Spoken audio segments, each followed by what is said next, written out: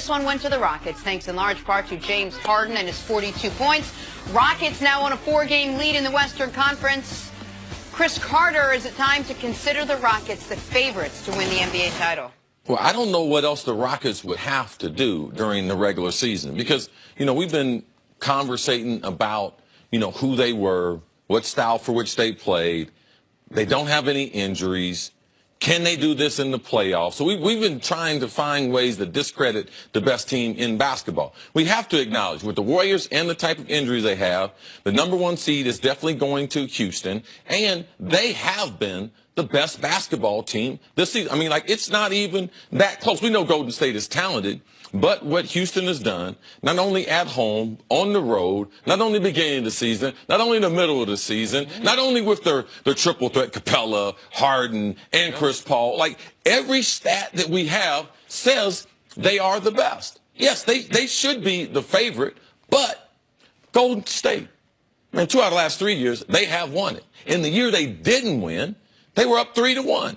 So for me, with that type of championship pedigree, much respect to Houston, all right? But these are the champions, multi-champions, and they have to be knocked out before I would remove them. So it's a play on words. I believe Houston is the best team. I believe that, yes, they should be the favorite, but I got much respect to what Golden State has done the last 4 years. It's hard for anyone to say Team X, whatever that team's, the Raptors, the Cavs, the Rockets, whomever, is a favorite over Golden State in a series. It is hard to convince yourself anyone could be a favorite over Golden State in a series because the conversation surrounding Golden State so often has been, would Golden State beat the 2001 Lakers? Would Golden State beat the 93 Bulls? Where do they compare to history? Right. Would Golden State beat the Showtime Lakers? And that Showtime Lakers conversation was happening before they added Kevin Durant. So I understand why this is such a hard curb for so many people to get over. But I will sit here this morning on March 21st and say right now, this moment, the Houston Rockets are the favorite to win the NBA title. That right now, this moment, what the Rockets have is the recency of this season and all of NBA history going for them. The recency of this season, 39-2 with their top 3 players. How about 41-4 with just Harden and Chris Paul? They've got that going for them. The recency of this season, they are the healthiest team in the league. The healthiest good team in this league. By no shock, the 2 healthiest teams have the 2 best records, Houston and Toronto. Cleveland's got injuries. The Thunder, the Spurs, the Timberwolves, the Celtics, Golden State, all of them have injuries. Houston is not dealing with any right now. And historically, what they have going for them is this. They are going to win at least 65 games. They have to go 8-3 down the stretch to get to 65 wins. I think they're probably going to win 66 games. 20 times in NBA history has a team won 65 games.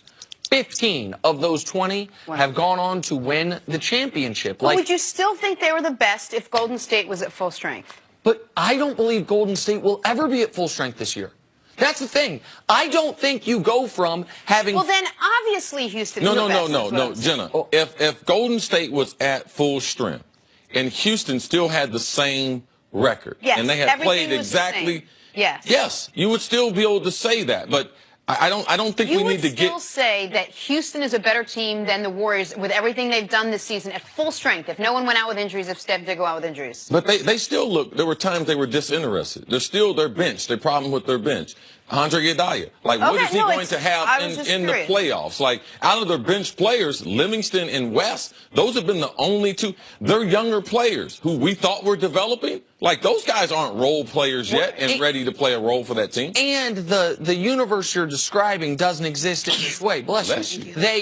If Golden State had dealt with no injuries all year and they were still 4 games behind the Rockets, then of course we would say the Rockets are better, right? Yes, if they absolutely. were 4 games behind them, the Rockets won the season series, and so we say, okay, they're only behind them because they've dealt with the injuries.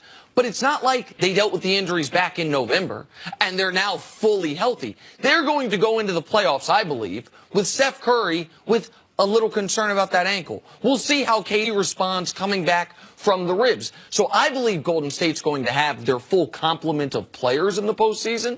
They will have their full roster, but still not be 100%. You follow what I'm saying? Except what flipped it? Because all season long we had the Golden State. The Rockets never stopped winning. What flipped it is they're 27-2 since January 18th. Yeah. They're 21-3 against the next 8 best teams in the West. Like the Rockets had a higher curve to mount to convince me. But man, like they keep topping the last. Let me give you a number that Nick went over. Try to break it down a little bit. Nick gave you a 45-game sample size. We're talking about, are they the favorite? In the 45-game sample size that has Chris Paul and Harden in the lineup, they've only lost 4 games. That's what it costs. That's what it costs to lose a series. Right. Yeah. So now when you take a 45-game sample size, you're like, it took us 45 games to lose 4. Now, yes, they should be favored over all the teams in the West, and we know if they're favored over teams in the West, we know that they're favored to win it all. And one last point on Golden State that is different this year than what we've seen the last 3 years. It's not just the 1 seed. It's the invincibility they have had at Oracle prior to this year. This year they have lost games at home that we simply have not, and we've seen them lose games healthy at home that we hadn't seen them lose all year. So you talk about the fact that they are no longer a given to win all their home playoff games. And against Houston, they're going to be on the road. And the West is tougher than it's ever been. Again, I'm not writing Golden State's death warrant. I'm not saying the Rockets should be 10-1. None of that. But right now, this moment, should the Rockets be the favorites? Yes, they should. Amen. And finally, to the NFL draft. Penn State held their pro day yesterday. Running back Saquon Barkley did not hold his pro day yesterday. In fact, no running back coaches showed up, so Saquon decided not to participate. Many wondering if he's the best player in the draft. Saquon's not wondering that. He knows it. Take a listen. Do you think you're the best player in this draft? Yes, ma'am. No doubt. Yes, ma'am. You're going ma'am on me, so I know you're serious.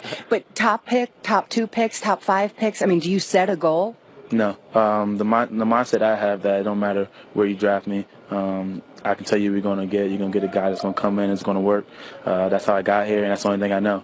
I can't promise you Rookie of the Year. I can't promise you 2,000 yards, but I can promise you that I'm going to come in and you're going to get a leader. You're going to get guys who's a competitor who's passionate about the game, and the rest are going to take care of itself.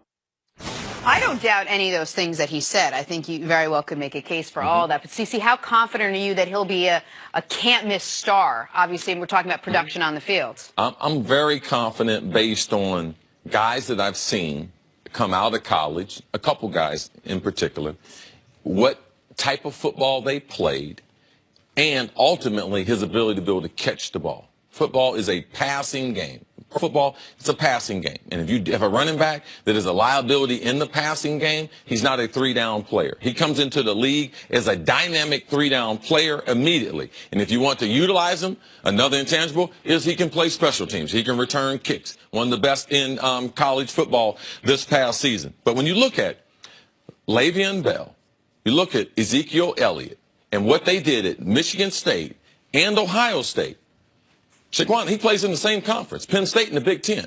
And if you look at the number of yards, rush yards, 3,800 for Barkley, 33 for Bell, 3,900 for Zeke. The number of games they played, Barkley 38, Bell 40, Zeke 35. But you don't see a bunch of 30-carry games. You don't see a guy worn out. But what you do see is 1,000 yards receiving, 11 yards a catch. To me, that's a special running back. Right. Forget about his breakaway ability. His ability to be able to dominate in passing situation, I believe that makes him a special running back. Bell and Zeke are the 3-down running back you're describing, and Saquon had more receiving yards in college than the two of them combined. Yes. Wow. And so, and that's not even to mention, as CeCe touched on, the special teams. We were standing on the field at Ohio State and watched him open the game with a touchdown. Open the game, opening kickoff, took it 98 yards for a touchdown. Here's my favorite Saquon Barkley stat. His first 2 games in college football that he actually played in, 33 carries, 210 yards, 3 touchdowns. His last 2 games in college football, 34 carries, 214 yards, 4 touchdowns. He was a stud the day he walked into Happy Valley and a stud the day he walked out. Barring injury,